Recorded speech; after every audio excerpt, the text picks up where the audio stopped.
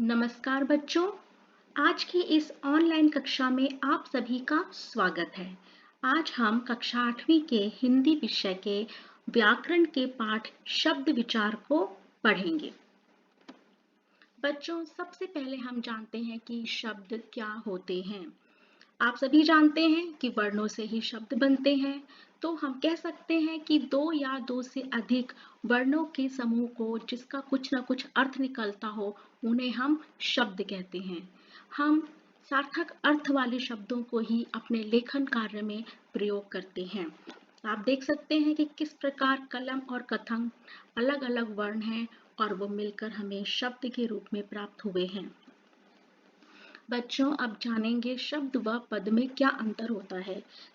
जो शब्द होता है, जब हम उसे अकेले प्रयोग करते हैं हमारे शब्द भंडार के लिए विलोम शब्द के रूप में, संज्ञा या सर्वनाम या क्रिया या विशेषण या पर्यायवाची, तो वे केवल शब्द कहलाते हैं। लेकिन जब उसी एक शब्द को हम वाक्य के साथ लिखते हैं, वाक्य के बीच में लिखते हैं, तो हमारा पद बन जाता है। जैसे लड़की खेल रही है, तो यहाँ पर जो लड़की है वह हमारा शब्द नहीं, पद बन गई है। उसका एक पद, एक पोस्ट हो गया है कि लड़की स्त्रीलिंग है, लड़की एक वचन है, और यहाँ पर खेल रही है जो खेल शब्द है वह क्रिया है। तो इस प्रकार जब शब्द वाक्य में प्रयुक्त होते हैं तो वे पद कहलाते हैं। इस प्रकार शब्द वर्णों की स्वतंत्र व सार्थक इकाई है। शब्द का मात्र अर्थ परिचय होता है। शब्द सार्थक व निरर्थक दोनों होते हैं। पद वाक्य में प्रयुक्त होने वाले शब्द हैं। पद का व्याकरणीय परिचय होता है, जैसे कि वो संज्ञा है, सर्वनाम है, विशेषण या क्रिया विशेषण जो भी है। पद वाक्य में अर्थ का संकेत देता है। पद से लिंग, वचन, कारक तथा क्रिया का संबंध होता है। जो शब्द हैं उनके वर्गीकरण को 4 आधारों में बांटा गया है। मतलब 4 आधार हैं जिससे कि हम शब्दों को जान पाते हैं। स्रोत के आधार पर, रचना के आधार पर, अर्थ के आधार पर और प्रयोग के आधार पर।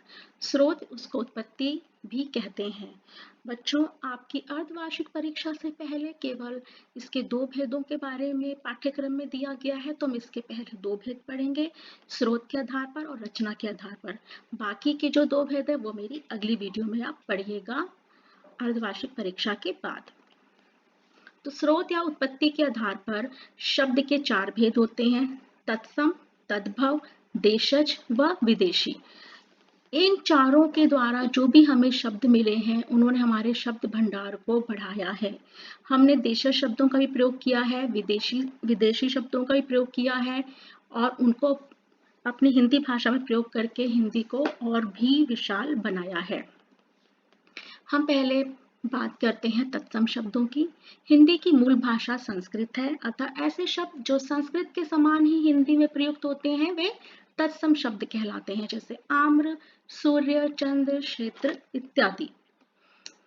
कुछ तत्सम शब्द दिए गए हैं। बच्चों, आपको जो भी स्लाइड पढ़नी हो आप वीडियो को पॉज करके, रोक करके उस स्लाइड को पढ़ सकते हैं। इसमें कुछ शब्द दिए गए हैं: अक्षी, अमूल्य, गृह, ग्राम, अग्नि, अश्रु, घृत, छिद्र, चर्म, चूर्ण, छत्र, नासिका। अब आते हैं तद्भव शब्दों पर।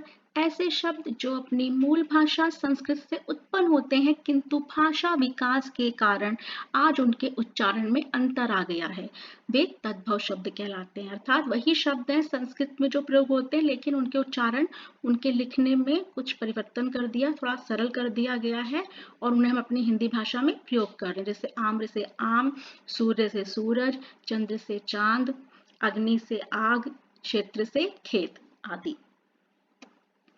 अब हम आते हैं तद्भव शब्दों की तरफ। कुछ दिए गए हैं यहाँ पर: आंख, आग, मछली, फूल, घर, बगीचा, आलस, अचानक, घी। अब देखिए तत्सम और तद्भव शब्द सामने दिए गए हैं कि जो तत्सम है उसका तद्भव रूप क्या है: अक्षी का आंख, अग्नि आग, अकस्मात अचानक, आलस्य आलस, गृह घर, घृत घी, ग्राम गांव, छिद्र छेद, चर्म चमड़ा, चूर्ण चूर्ण। छत्र छाता, पक्षी पंछी, नयन पत्र पत्ता, नृत्य नाच, निद्रा नींद, पद पैर, नव्य नया, प्रस्तर पत्थर। आप चाहें तो अन्य किताबों से भी और भी अधिक शब्दों के बारे में जान सकते हैं। अब हम आते हैं देशज शब्दों की तरफ। बच्चों, जो हमारी बोलियां होती हैं, आपने देखा है हमारा देश बहुत विशाल है, यहाँ पे अनेक गांव हैं, अनेक बोलियां बोली जाती हैं, तो बहुत से शब्द ऐसे हैं, उन बोलियों, उन क्षेत्रीय भाषाओं से ले लिए गए हैं और उन्हें हम सामान्य रूप से अपने हिंदी के लेखन में प्रयोग करते हैं, तो वही हमारे देशज शब्द कहलाते हैं, जैसे हांडी, खटखटाना, खूंटा, खिड़की, डिबिया आदि। कुछ देशज शब्द इस प्रकार हैं: खिचड़ी, पेट, खचाखच, गड़बड़, थप्पड़, चारपाई, किवाड़, छोरा, पगड़ी। बच्चों, हमने विदेशी भाषाओं को भी पूरा सम्मान दिया है। विदेशों से आए अर्थात आगत शब्दों को हमने अपनाया है, अपनी हिंदी भाषा में स्थान दिया है और उनका समुचित प्रयोग किया है।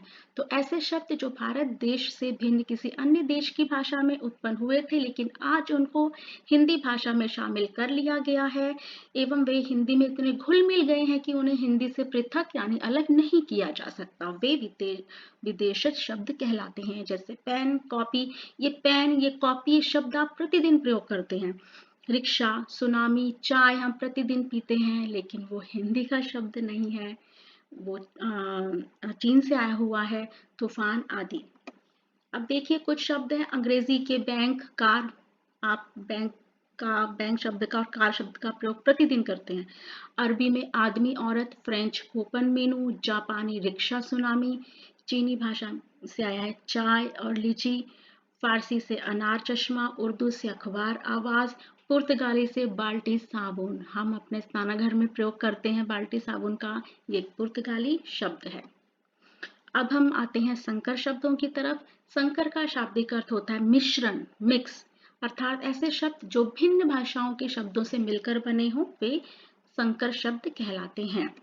जैसे रेलगाड़ी, इसमें अंग्रेजी का शब्द है रेल और गाड़ी हिंदी का। जांचकर्ता, हिंदी और संस्कृत का। टिकट घर, अंग्रेजी और हिंदी का। लाठी चार्ज, हिंदी और अंग्रेजी का। अग्निबोट, संस्कृत और अंग्रेजी का। देख रहे हैं आप, दो भाषाओं के खूबसूरत मिलन से हमें कितने अच्छे शब्द प्राप्त हुए हैं। अब दूसरा जो हमारा आधार है, रचना, बनावट या व्युत्पत्ति के आधार पर शब्द के भेद। इसमें होते हैं रूढ़ शब्द, यौगिक शब्द और योग रूढ़ शब्द। रूढ़ शब्द, हिंदी भाषा के मूल शब्द ही रूढ़ हैं, जो छोटा रूप होता है जो हमारी जो भाषा का होता है। इन शब्दों को हम अलग अलग भागों में नहीं बांट सकते, अर्थात इसके टुकड़े नहीं कर सकते। जैसे आम, गीता, पुस्तक, नदी आदि, कि हम इनको टुकड़े नहीं कर सकते, ये रूढ़ हैं, वहीं पे फिक्स हो गए हैं, इनको अलग नहीं कर सकते, तो ये हमारे रूढ़ शब्द कहलाते हैं। जैसे वृक्ष, पेड़, गाय, आम, बकरी, फूल, रंग, घर, पानी। अब है यौगिक शब्द, ऐसे शब्द जिनका निर्माण एक से अधिक शब्दों या शब्दांशों के योग से होता है, वे यौगिक शब्द कहलाते हैं। जैसे पवन पुत्र, पवन जमा पुत्र। राजकुमारी, राजा जमा कुमारी। अब देखिए कुछ और शब्द: रसोई घर, दूध वाला, स्वागत, प्रत्येक, सामाजिक, परोपकार।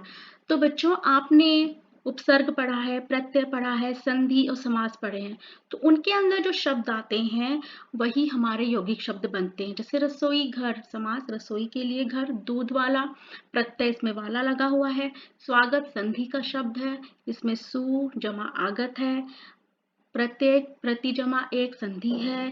सामाजिक, इसके अंदर एक प्रत्यय लगा हुआ है और परोपकार में पर उपसर्ग लगा हुआ है। तो ये सभी हमारे यौगिक शब्द कहलाते हैं। अब आते हैं योग रूढ़ पर। ऐसे शब्द जो यौगिक अर्थात एक से अधिक शब्दों से बने तो हैं, परंतु वे सामान्य अर्थ को प्रकट न करके रूढ़ शब्दों के समान किसी विशेष अर्थ को प्रकट कर रहे हों। जैसे नीरज जो है वो कमल के फूल को प्रकट कर रहा हो। वीणा पाणी, सरस्वती माता। चक्रपाणी, विष्णु। गजानन, गणेश। दशानन, रावण। मुरलीधर, श्री कृष्ण। बच्चों, आपने समास में भी पढ़ा था बहुव्रीहि समास, उसमें भी जो शब्द होता है वो हमें किसी अन्य के बारे में बताता है। आपने लंबोदर और आपने नीलकंठ, इतने शब्द पढ़े थे जो कि हमें किसी एक अन्य तीसरे व्यक्ति के बारे में बताते हैं। तो उसी प्रकार जो हमारा योग रूढ़ शब्द है वो भी हमें उनके बारे में ही बताता है, जो कि विशेष अर्थ लिए हुए होता है। तो बच्चों, आज आपने शब्द विचार के अंतर्गत जो शब्द के आधार हैं उसके 4 आधार हैं, उनमें से 2 आधार के बारे में जाना आपने उत्पत्ति के आधार पर और रचना के आधार पर। मैं आशा करती हूँ कि आपको ये पाठ समझ में आया होगा। आप इस पाठ को फिर से दोहराइए, इसको समझिए और अपना ध्यान रखिए, हाथों को धोते रहिए, मास्क लगाइए और घर के अंदर रहकर ही अपनी पढ़ाई कीजिए। ओके बच्चों, नमस्कार, धन्यवाद।